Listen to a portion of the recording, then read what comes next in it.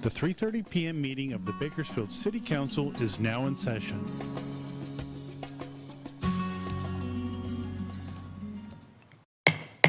Good afternoon. It's my pleasure to call to order the 3:30 regular City Council meeting of June 12, 2024. It's great to see everybody out there. Madam Clerk, would you please call the roll? Mayor Go. Here. Vice Mayor Gonzalez. Here. Councilmember Arias. Councilmember Weir. Here. Councilmember Smith. I am here. Councilmember Freeman. Here. Councilmember Gray. Here.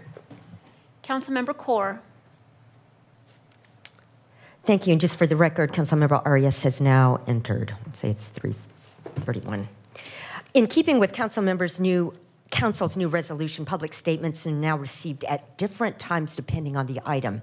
I will call on the city clerk to call for public statements at the appropriate time, so please listen carefully for the correct time to speak. If you wish to make a public statement, please fill out a public speaker card and place it in the tray on the counter next to the speaker podium. We ask that you mark whether you're here to speak on an item listed on today's agenda or on a matter not on the agenda.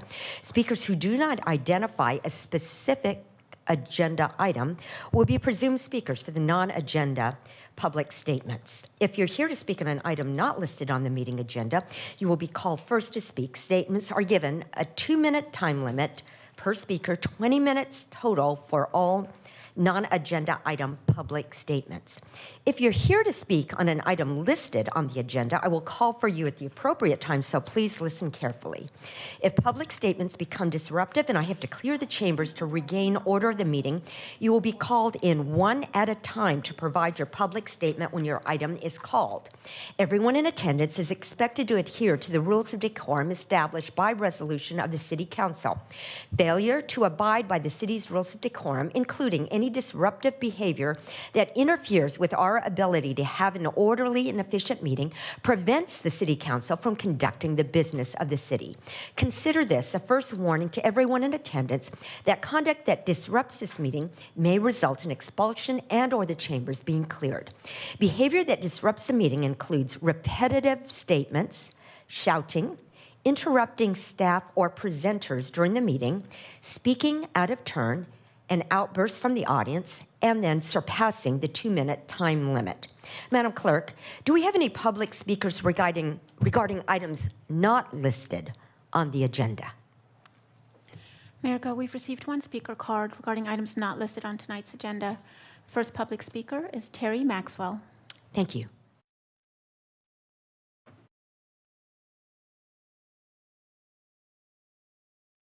Good afternoon, Welcome. Council. My name is Terry Maxwell. I'm here because I was in front of you about a month ago, maybe a little bit longer, warning you about some of the liabilities that we have as a city, according to what we were expecting on 24th Street. Also, the fact that the landscaping that was supposed to be done has still not been done.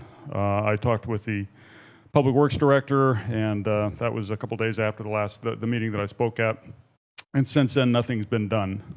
You are, however, spending a lot of money redoing the Garza Circle. I don't know what expense that is, but I can tell you I've been in this town driving around for over 50 years. I've never once seen one accident in the Garza Circle. Since you have completed 24th Street, there have been too many to count, and it's mostly because the design was flawed. Hopefully you're not also putting in a flawed design for the Garza Circle. If it's going to narrow down to one lane, I probably will avoid that because that's just going to be an absolute nightmare. I'm not even sure why you guys are doing that. The last thing I'd say is that I read in the paper you are giving away about 13 speeding tickets a day. If you simply put a couple of your police officers, and I'm not here to tell the police how to run their business, but if you put a couple of police officers at 24th Street, you could probably do 13 in an hour.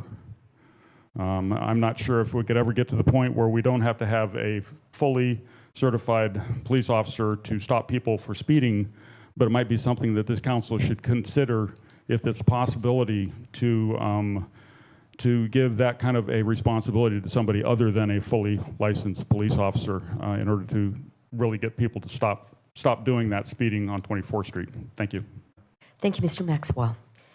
Madam Clerk, do we have any public speakers regarding items listed on this afternoon's agenda? Mayor Go, we've not received any speaker cards regarding items listed on tonight's agenda. Thank you. Madam Clerk, next item, please. Reports item 3A, Recreation and Parks Adopt a Park Program presentation. Mr. Howell? Mayor, Council, we have a presentation by Director Rick Anthony with our Rec and Parks. Turn.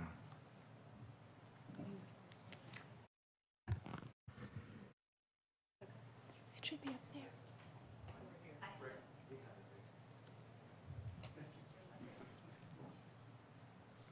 All right, good afternoon. For the record, Rick Anthony, Director of Recreation and Parks. And I think this is the wrong presentation that's up right now. The Adopt a Park presentation?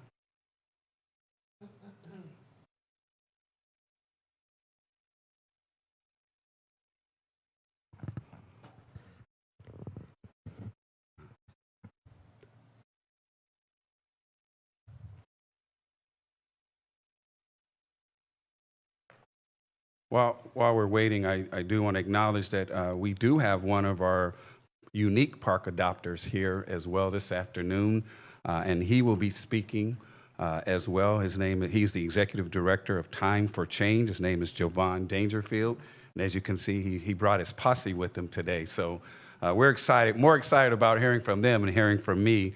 So I can just kind of do a quick overview, but I'm hoping you at least are able to locate the slides for his presentation.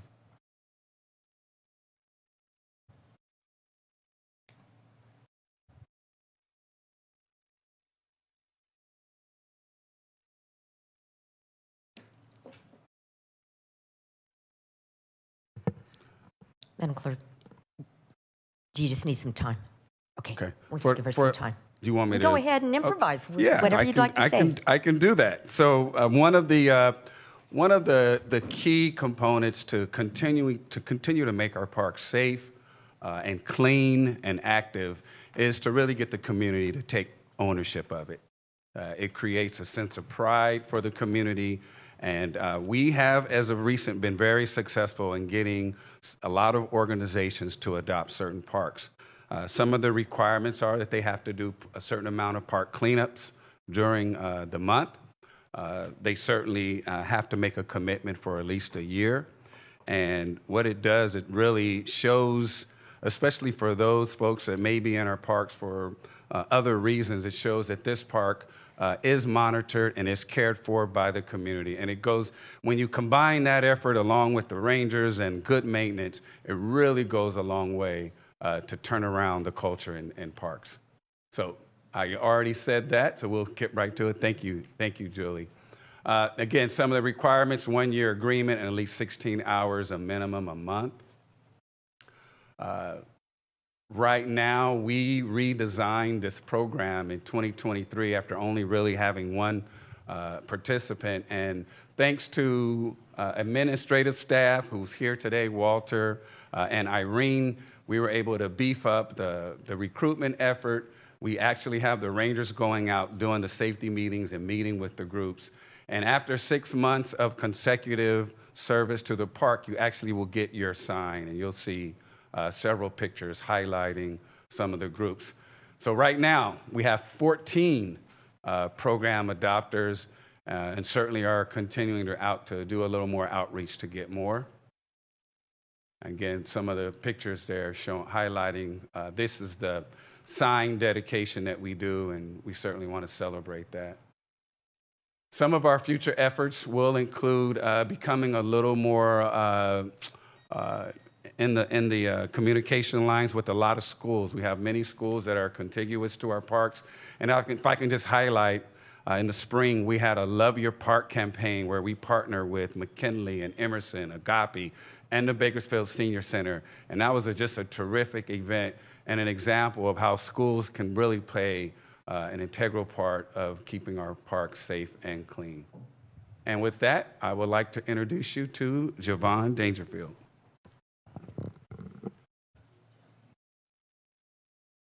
Thank you, guys.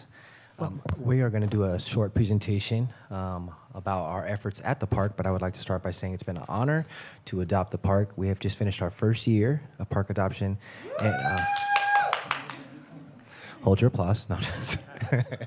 And we are excited about not only what it means to adopt the park, but the type of work that we're able to do in this area.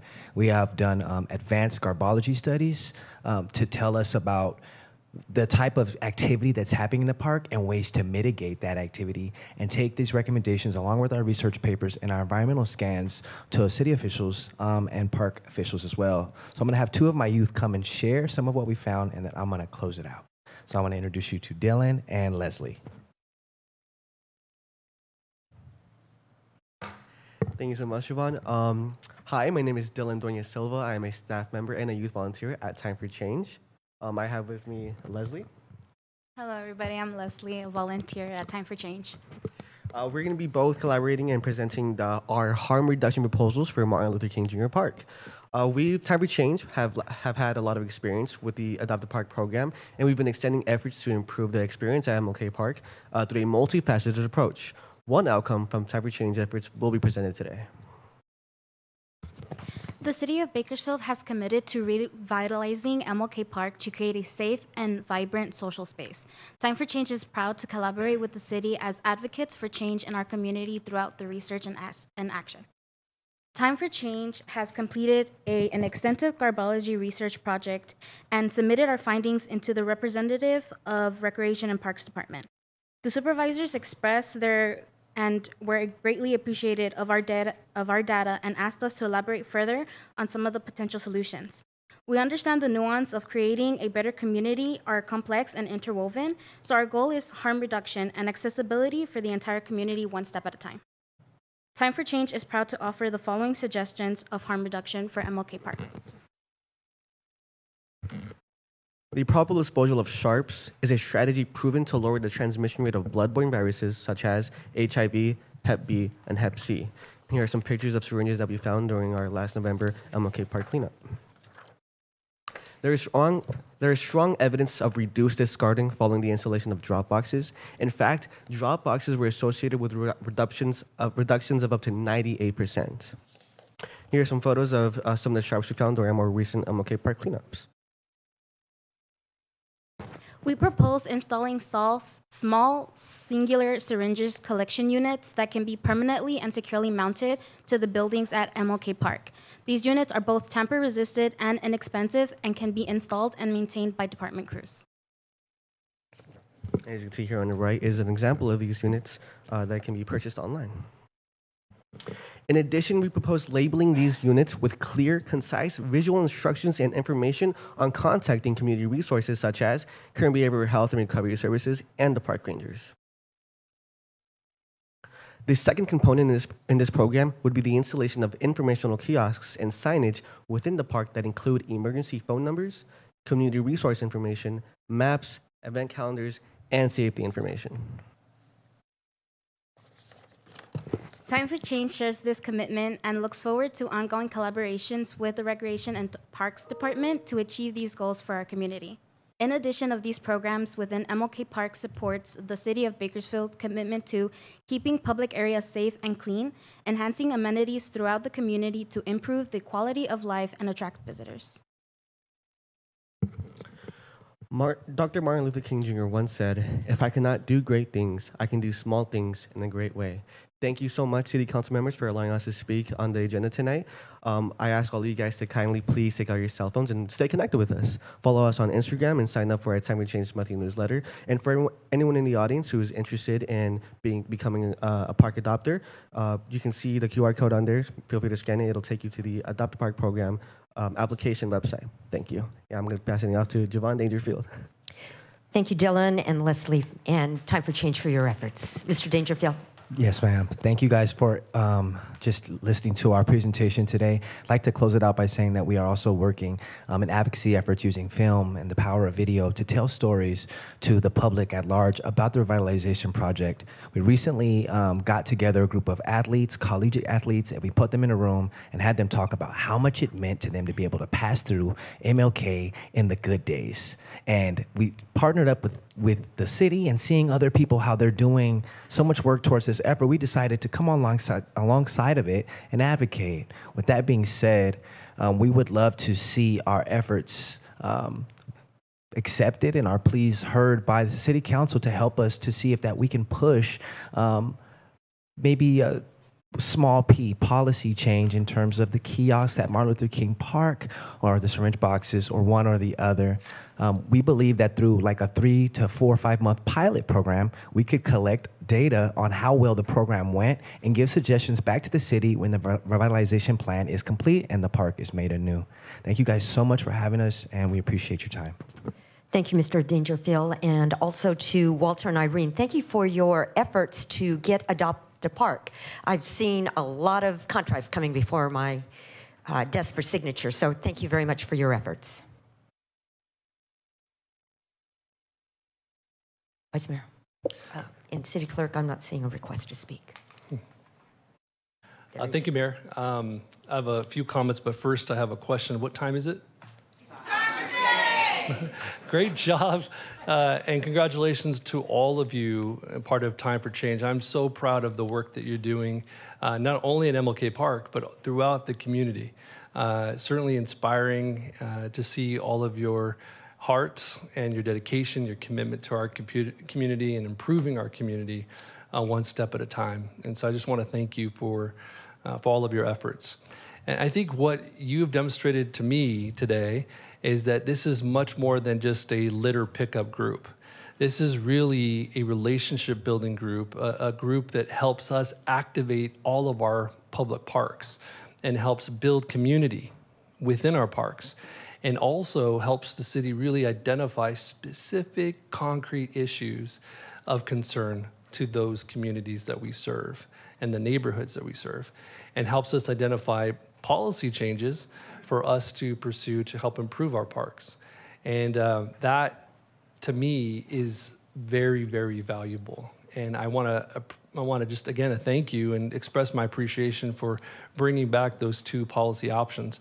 I will make the referral tonight to city staff that we look at implementing both options at MLK Park and to some of the other parks in our in some of the neighborhoods that might benefit from those two initiatives.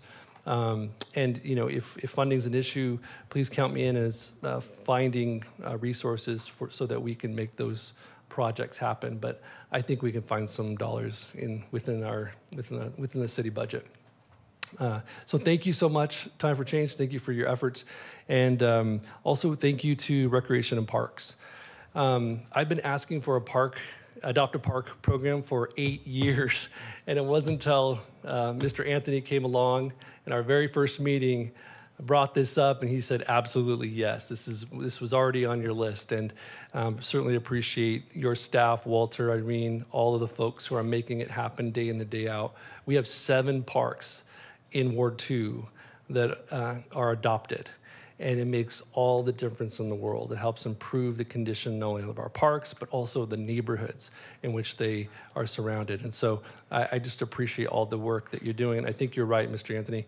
I think the combination of the Adopt a Park program, coupled with the park rangers, coupled with all of our capital improvement projects within the parks we're really seeing a transformation in our most urban parks in Bakersfield, and it's being noted throughout the community and being celebrated throughout the community.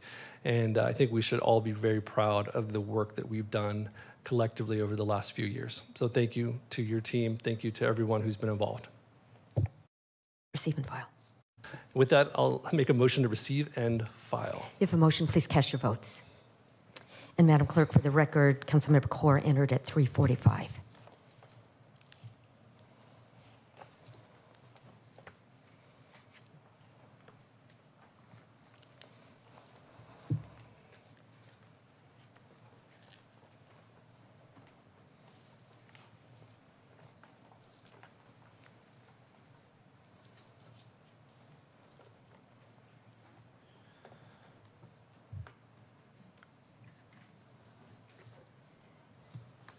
Since I don't have control of my screen here, Oh, okay. Same Could- thing here.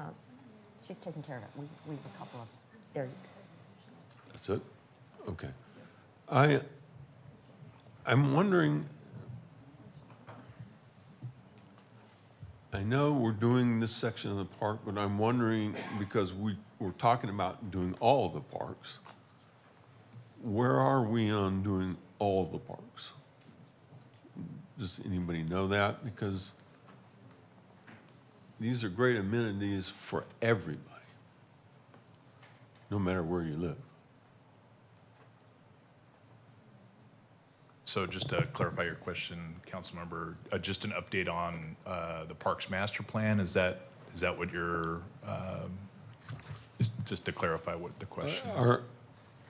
Okay, we have a master plan for City of Bakersfield parks. We have that. Right.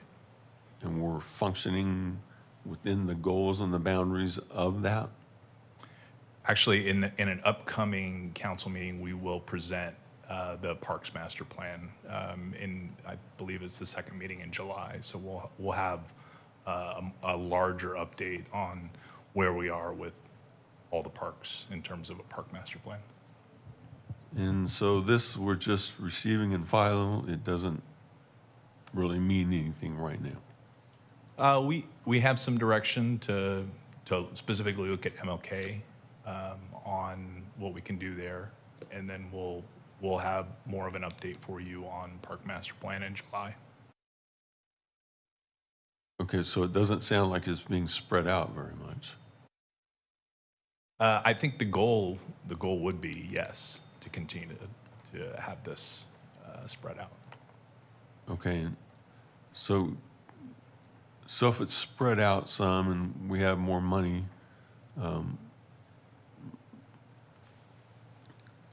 I would be more comfortable if we were looking at the master plan right now, knowing how much money it's going to be, because if you don't have a backstop, if you're punching away and you don't have a backstop, prices just increase incredibly.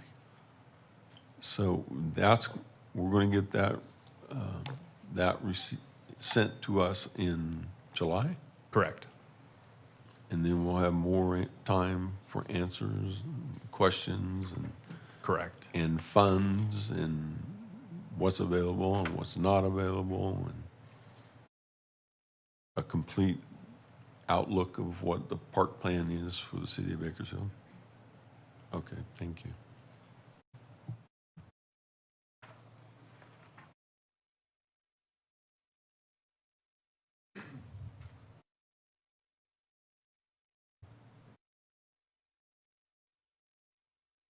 Are we still waiting on people to cast their vote?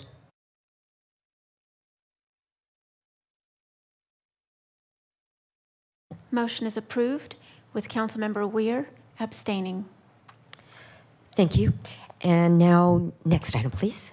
Thank you to all of you. Next item, Madam Clerk. Closed session, item 4A, conference with legal counsel, existing litigation regarding Elton Lee Gordon versus City of Bakersfield et al. And item 4B, conference with legal counsel, potential litigation, one matter. Move to adjourn to closed session. Adjourn to closed session, 3:53.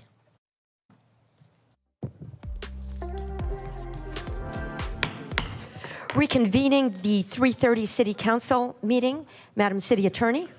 Thank you, Mayor. There were two items on closed session this afternoon. On item 4A, the city attorney and staff were given unanimous direction. And on item 4B as in boy, there is no reportable action. Thank you. And with that, the 3:30 meeting stands adjourned at 4:47.